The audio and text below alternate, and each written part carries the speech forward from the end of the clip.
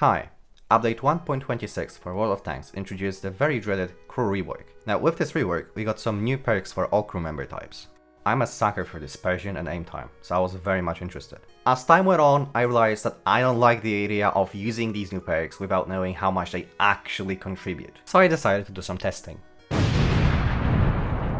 Before we get started, you will notice that my aim circle is a lot smaller than the one in vanilla game. That is because I am using the better reticle size mod from Jack Attacker. I will link both the mod and the Reddit post from the author explaining it in more detail, but the short version is this. The game is lying to you about your reticle size. The area where the random numbers generator can send your shell is in reality a lot smaller than the game is displaying to you.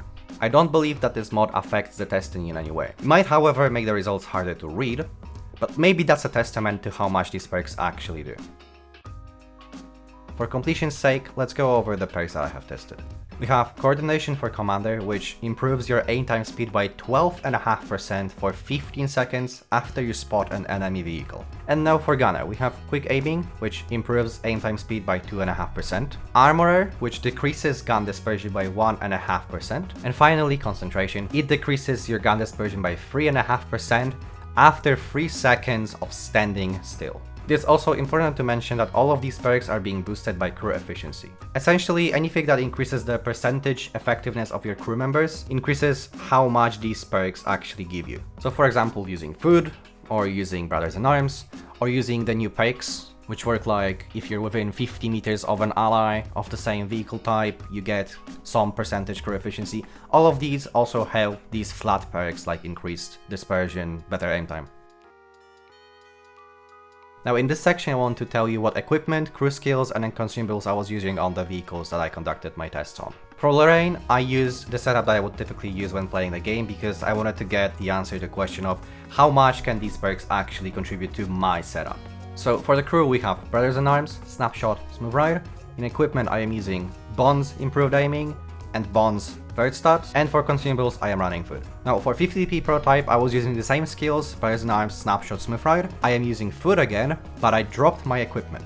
That's because I wanted a tank with bad aim time and bad gun handling so that I could see if maybe the quick aiming perk would be more useful in this case. And IS-6, I have only used it in the accuracy test, so the only things that matter here are Brothers in Arms and Food.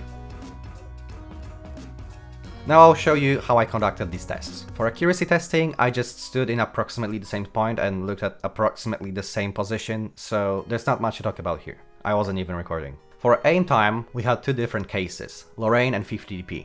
For Lorraine, thread rotation is actually fast enough that I could just stand in the same spot, let go of my mouse, do a 360, record that and just see what happens. And that's exactly what I did. I chose 50dp for its bad aim time and bad gun handling, but the problem is, its turret couldn't actually keep up with the rotation of the hull, and I couldn't find a suitable replacement in my garage. Although to be fair I didn't look too hard, but nothing stuck out to me. Now I could just stop the tank and let the turret rotate back, of course, but the problem with that is it messes up the test a bit because while the turret was rotating, the tank actually starts aiming in already, and we wouldn't get to see that part of the aim time, so that would kinda suck. So I went with a hacky solution, but honestly, when I put the things together, they were pretty much frame perfect, so I'm okay with that.